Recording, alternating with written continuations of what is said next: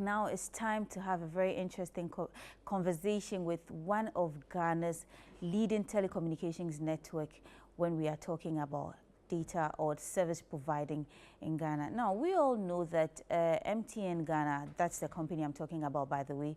We all know MTN Ghana for their good works when we are talking about network, service providing data and whatnot. But let me ask you, did you also know that MTN Ghana is into voluntarism? Anyway, you'll get to find out that right now as I'm coming to have a conversation with Ebenezer Tekpe, Education Portfolio Advisor for the MTN Ghana Foundation, as well as Georgina Fiagbenu, Corporate Communications Senior Manager here at MTN Ghana. And today we are going to be talking about the MTN Ghana's Yello Care Project. Ladies and gentlemen, good morning and welcome to Breakfast. Good morning, thank you. Right. Let me ask you, or let me begin my line of questioning with, what is the MTN Yello Care Project about? Yes, so the MTN Yello Care Project is an initiative by our MTN Group office to get all our employees to volunteer their services to their communities in the month of June. So we've been doing this for 17 years since it was initiated. We normally would do it from 1st to 21st of June, which is why we call it 21 days of Yello Care. So it's 21 days of showing care to our community. And like you rightly said, we show care by providing good network services, data services, mobile money and all of that. But this is different because it's more of a human-centered community investment project. And through the work of the MTN Ghana Foundation, throughout the year, we do community projects, which are, establishing schools, constructing, hospitals and all that. But this is more of the employees volunteering their services to a project that we've agreed to do. So there's always a theme for the year, and when we decide on the theme, we agree as a country what projects we are going to implement, and then staff will commit their services or their skills to the attainment of that goal. So that's what 21 days of Yello Care is about. Beautiful. Now, Ebenezer, let me come to you. You've been doing this for 17 years, as she rightly stated. You are coming to do this year's edition. What is that wow factor or that X factor about this year's edition? What's so special about it? Okay, thank you very much. She mentioned 21 days, but significantly this year we are doing 30 days. Oh. Yeah, so 30 days because we want to use it to celebrate the 30-year anniversary of MTN Group.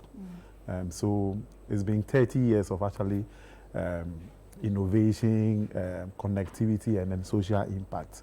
So we've been impacting lives across, and then we want to, move it a notch higher and say that, okay, let's do 30 days to go into the community and make sure that we impact, lives, and then, take the communities along, and in fact the schools along, because the campaign always comes with a theme. And this year's theme is on education. It's actually education for rural and remote communities. So that is what we are focusing on. And so all our activities are actually tailored around, promoting education in rural and remote communities. Beautiful. Talking about that, we've been having conversations about education, voluntarism and whatnot in the past few days. Even yesterday we had a conversation about that. But when we say MTN Ghana, everybody in the country knows that MTN, their data, network, SIM cards and all of that. Voluntarism, do you have the human resource that are specifically trained or skilled in the aspects of voluntarism, or how does it work? So, as Gina said, this is for employees. We want employees to move out from the comfort of their offices and then go out to drive social change.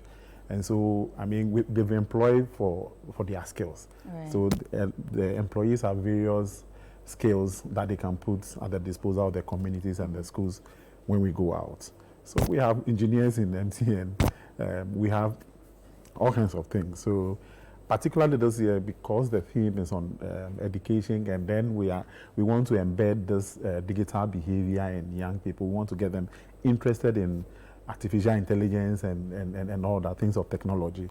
And so we are a technology company by and large. So the employees are going out to put at the disposal of the students or the learners the things they have learned, how their work has even changed over time, where we are going, and what the future portends for everybody.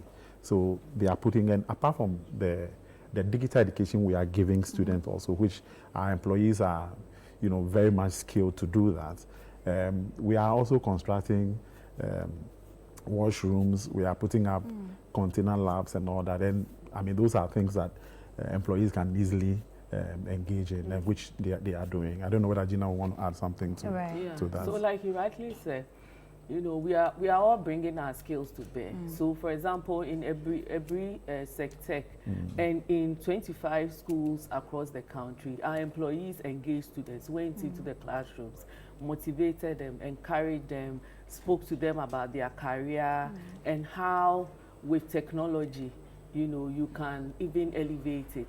So, for example, in the discussion that I had with students in every SecTech, I was asking them, what do they use their phones for? Do they use it for research? Do they use it? Some of them want to be designers. So you can look at what other people are doing in other countries. So these are the kinds of things we did. But we are also setting up gardens for them, We are Smart talking farms. about using technology to set up farms. So we are clearing their grounds and starting a garden for these selected schools. You also know that in some of these remote communities, water is a big challenge. So we are constructing boreholes in some of the schools. And some of the schools will have the regular mechanized boreholes.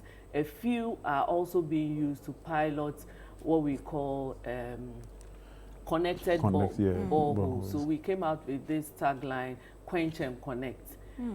So it's like you are quenching your thirst, you are also connecting. So the borehole is able to generate some SMS if there are issues with it, so that the engineers can come and attend to it. So we are looking at how we can integrate technology in our everyday life, because AI is here, robotics is real, and we also need to catch up, and we need these students to start thinking about them now. You've got me very curious about the fact that the borehole bit. You mentioned that the borehole is able to generate an SMS. How does that work? Or what's the so it's more like an IoT powered borehole, where you have a device that can check even the turbidity of the water quality, and if the water has gone down, because it's a borehole, it can go down and all that. So water level, all those things has been integrated into the digital aspect of this. So the students are aware that you can't just go there and go and fetch water. You need to be prompted, to know that this water that I'm even going to fetch the pH level is okay for me and all that. So we want to embed this, digital. We want them to get interested and say that, look, everything connects. That is why she mentioned quench and connect. We want them to know that, look, we are doing smart farm. We are doing digital borehole. We are giving you training, digital training. We are also giving you a container lab which will serve as a digital demonstration center, where they'll go there and experience in real life what robots are, how you can assemble robots and all that. That's beautiful. That's quite an intriguing one for me, because as you rightly said, technology is here and is here to stay. So it's going to be a good course if we are able to integrate it into our young ones growing up, so that they get used to it even before they get ready for the job market. Let me tell you one thing that I do. So for example, I have some plants at home. My daughter, who is like, at the time she was 12, now she's 14. And there was a time that, the plant wasn't growing. Then she said, oh, mommy, there's an app that gets you to check the plant. And I said, then she downloaded the plant. So till date, anytime I want to check on the plant, or some of the plants, it's not every plant that you can eat. Or sometimes when dogs feed on them, they died or they are poisoned. So the way I check is that you just go with your phone, you take a picture of it, right. it just scans it, and it tells you this plant is very good, this plant is dying, it needs water, this plant is poisonous, this plant is this plant can be used as a vegetable for spices and all that. Yeah. You know, so that's what we are talking about, smart farming. If you're a farmer, you don't have to rely on just the weather. You can just go to your smartphone and scan the plants and find out what's happening, what you can do to make it better. So we want the environment, people to be very conscious of how connections, a connected world works, and how it can help us improve our lives. Wow. And when you are going to do the Yellow Care project, do you have, say, this year we are looking at reaching out to a particular number of communities to help, or you just do like you go with the flow? How does it work? How is the selection of the communities done? We have a structure that we put in place. Right. So there's a steering committee, and every division within the organization has a representative. And we have the MTN Ghana Foundation leading the project. And it's MTN Ghana, although it's an employee thing, Right. MTN Ghana Foundation leads because they are already experienced in community work. Sorry. So we put in a structure and we come together. So for example, education in the rural communities, what can we do? Yeah. Then we all brainstorm, then we say, okay, so let's do farming, let's do gardening, let's put up an ICT lab. How you can't put up an ICT lab within a few weeks. You know, it's the rainy season.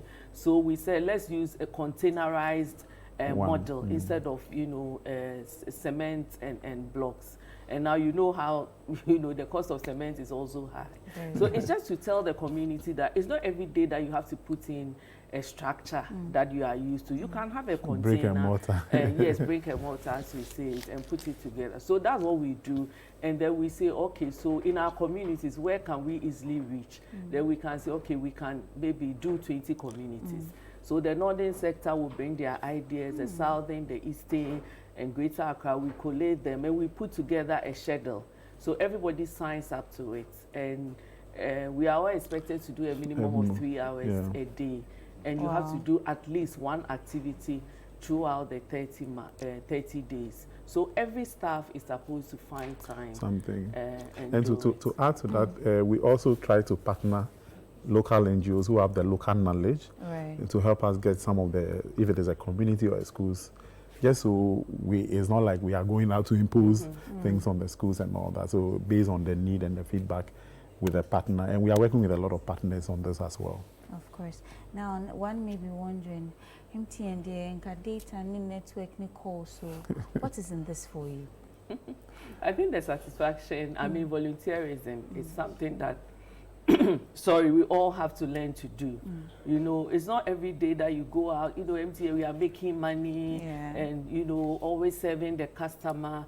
We also need to let the customers know that beyond our work, we care about them. We care about their communities. After all, it's the customers who make us a profitable business. If they decide not to give us business, we will not be there. So beyond just serving them the hardcore network and the services and all that, we also need to be involved in our community. What's happening in our community? How can we get closer to them? So this act of volunteerism, I think the reason why we've kept it for 17 years is because of the satisfaction we get, you know, from engaging with our community, lifting our communities, and bringing them along with us.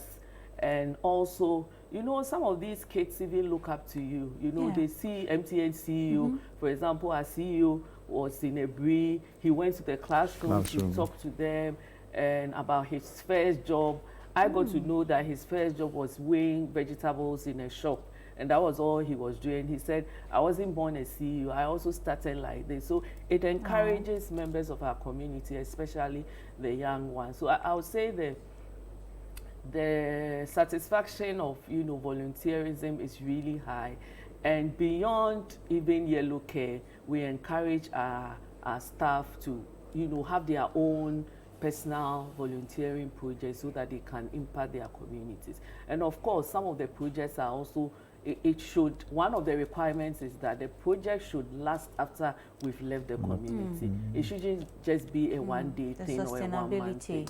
So we've put up schools in some communities, we've refurbished schools and clinics, we've done painting in the past.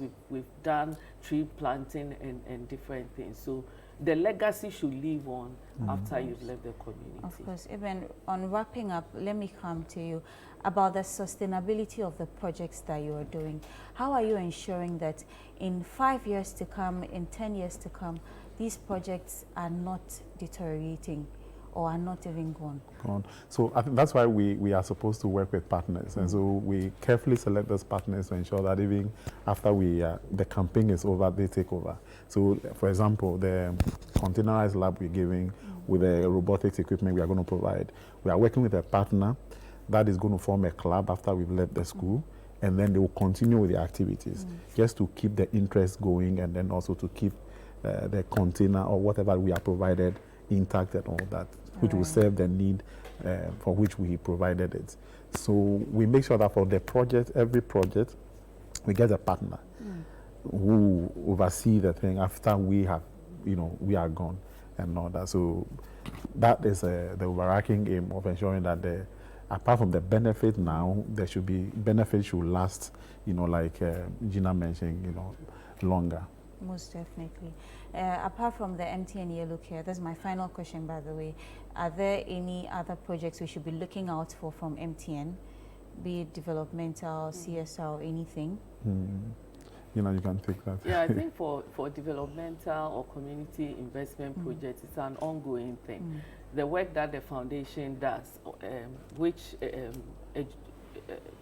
Ebenezer leads, it's from end to end. From January to December, we are always doing projects. Education, health, economic empowerment, and that is something that, our customers can look forward to. So there's no end to the community work we do. We continue doing that with the work of the MTN Ghana Foundation. And I think in wrapping up, it would be good to just say thank you to our partners. So we have Codorina, Editech. Our partners have been very generous and they've done quite well.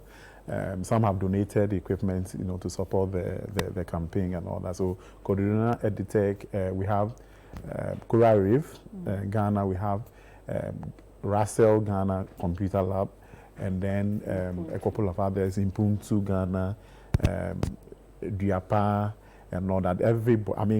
A lot of partners. It's because they've seen the value in what we are doing. So a lot of organizations want to associate with what we are doing, and we are so grateful for what they have, the support they've given us so far. And we hope that in future they will still continue to support us. And of course, we say thank you to our staff. Our staff as well. Who have taken time.